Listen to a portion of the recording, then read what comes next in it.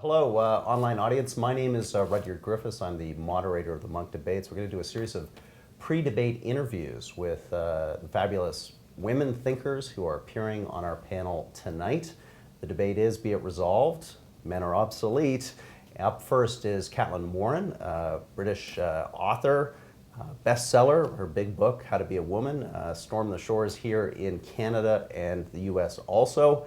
And Caitlin, it's terrific to have you here in Toronto today. Lovely to be here. You're my first ever Rudyard. I'm quite excited. Really? I'm surprised by that. You know, it is an English name, so what? There's not a whole bunch of kids running around? No, it's one of those things we exported and forgot about, so we have to come abroad in order to remember our own history, as so often happens. Here, here.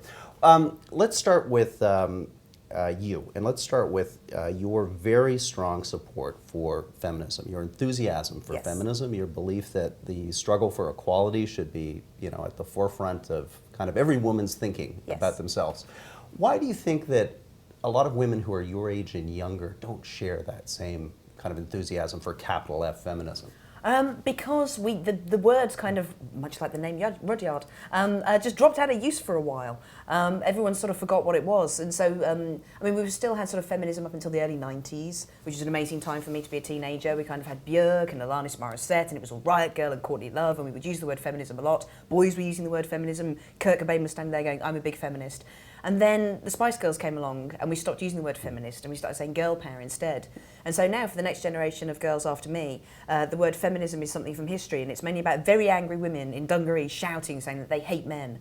And the thing is, I love those shouty angry women in dungarees who say I hate men as well, because feminism had such a big job to do. You know, 150 years ago, men generally thought that women were on the same par as animals. You know, we needed a load of angry women to come along and change things and give us lovely things like the vote and making things like domestic abuse illegal and rape illegal. But, you know, I'm of a generation where, you know, I'm not an angry feminist.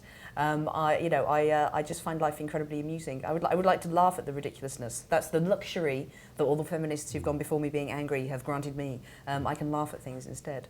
Great answer. Where do you think that the next kind of barriers or boundaries that feminism needs to find and confront and break down? The vote has been achieved, thankfully. You know, violence against women, conscious, you know, on people's minds here, maybe not as much in India, but where are the new boundaries here in the West that need to be broken down? I think the key one is just quotas. There's been many arguments for and against employment quotas, up to and including in Parliament and, you know, in big key businesses.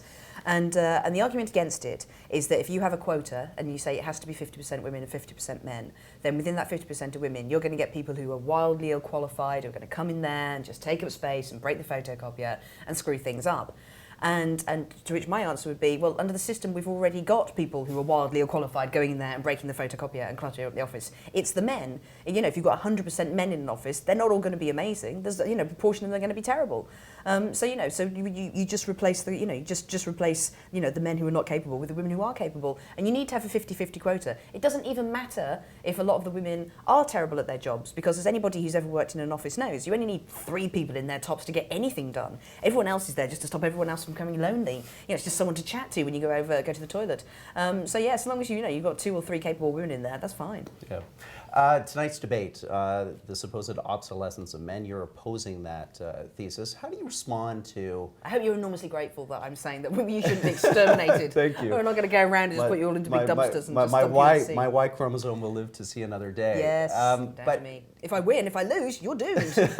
Every single man in this room is at the end of today. Regardless. But give us a bit of a taste of your kind of rebuttal of that argument. Is it that the rise of women isn't as sure a thing, or that the decline of men is something that's exaggerated, or a bit of both?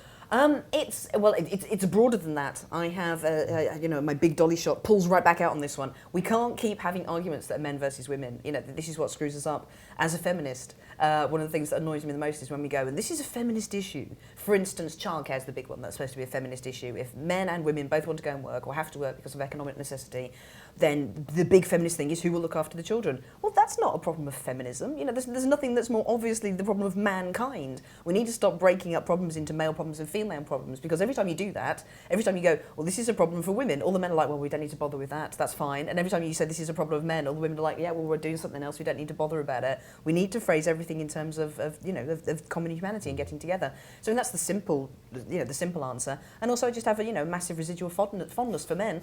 I live quite near to them, I could give birth to one, I marry them, I'm related to them. Men and women live quite closely together. And, I've just got some good memories of you guys.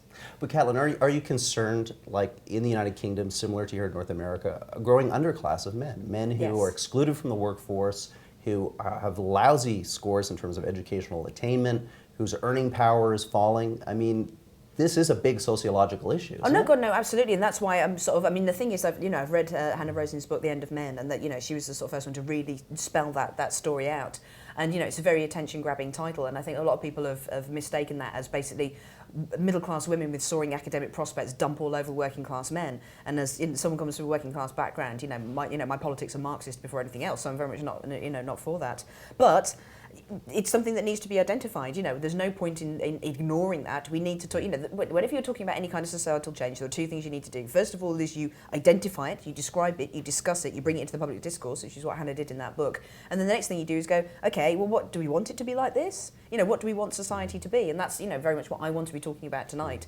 I think men are struggling in some areas.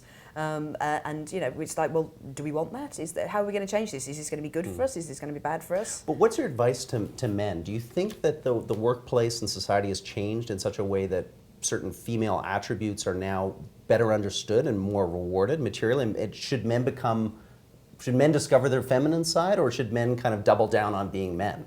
I never have any advice for men at all in the same way that kind of like... you wrote a whole book for women. Exactly, the idea that Come kind on, of like... help me out here. But that's the Help me thing, out here. you're not my specialist subject. I don't really know Okay. anything about you at all other than what I've seen Luke Skywalker doing in Star Wars, kind of like... I mean, if you have any problems akin to Luke, if your aunt and uncle have been killed in their hut, and, and your visor's gone out and you have to rely on the Force to get in the Death Star, I can help you through that. But in terms of working in, kind of, a pig iron hammering factory and balancing that with childcare, I'm all out of ideas. The one thing that I do know is that, first of all, I think generally that women trying to integrate into things that have already been invented by men it doesn't generally work for them, and that women need to find their own space to do things. And I think that's why the internet's been so interesting and important. Women trying to break into male-dominated media, like films and TV and novel writing and stuff, still very much dominated by male narratives. And what's really noticeable about the internet is that, to me, that seems to be an entirely female. That's where women, it's their newfound land. All we needed was some space, and we started doing stuff. And the amount of female activism you see on there, the amount of the burst of female creativity, tells you that what women didn't need to do was to try and break into pre-existing male constructs, but was just simply to be given some space and get on with it themselves. And I think that's why, if you look at why women are overtaking men in many areas, it's simply that we've finally got some space.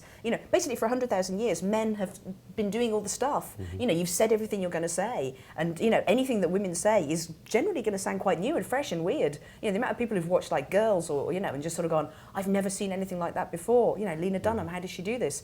There's a million billion more stories like that. We've just never given women the space to do this stuff before. Two final questions, and to take your time with both of them, but why has Britain never seen another Margaret Thatcher? Oh God, because the first one was so horrible. We all got round together in the pub afterwards and said, let's not do that one again. And it didn't work out too well. I mean, ideology aside, yes. Your country does not do a great job on female leadership. Well, you haven't had any female presidents here yet, have you? I don't know. I haven't checked any. Checked any stats we won there. briefly, but she wasn't elected. So, oh right, okay. But we're working on it. Just But an own goal then, kind of an accident. Four provincial premiers, the largest provinces, both by economy and population, are now run by women. Okay, all right, you're doing much better than us. No, I mean the structure of Parliament in Britain is furiously, unfemale friendly. The hours that are kept, the fact that everybody has to move down to Westminster to do it and stuff, it's just very difficult to balance that with your life. All the female MPs that I know are campaigning incredibly hard to change that. But yeah, no, we're rubbish at it. We know. I mean, no one more than the British likes to sit around going, "We're British and we're rubbish at this." We will absolutely sit there and acknowledge this. We are really behind on this. Finally, is there a man in popular culture, either a fictitious figure or a director, a writer, an artist that you think really gets women right and gets this shifting power dynamic between the sexes? Oh God, yes. Joss Whedon in Buffy, that was amazing. All of his female characters are amazing, and he's given several fantastic lectures about writing strong female characters. In our country, Russell T Davies, who rebooted Doctor Who and wrote Casanova, is amazing at writing female characters. Just simple things like he won't put them in high heels when they're doing a running scene. They're just running around in boots. Something as that simple as that is just kind of like, it takes an eye to work out. Hang on, women can't run in heels, no matter what you may have seen everywhere else. Especially from a giant space alien. Well, exactly. Yeah. I mean, in zero gravity, possibly more likely, but everywhere else, no. Caitlin, thank you so much. We really look forward to the debate tonight. You've been generous with your time. We appreciate it. Thank you very much. Good. Ladies and gentlemen, stay tuned. We're going to have more of our pre-debate interviews coming up in a matter of minutes. We'll go back to the hold screen and then rejoin me with Hannah Rosen, Maureen Dowd, and Camille Palio. Stay tuned.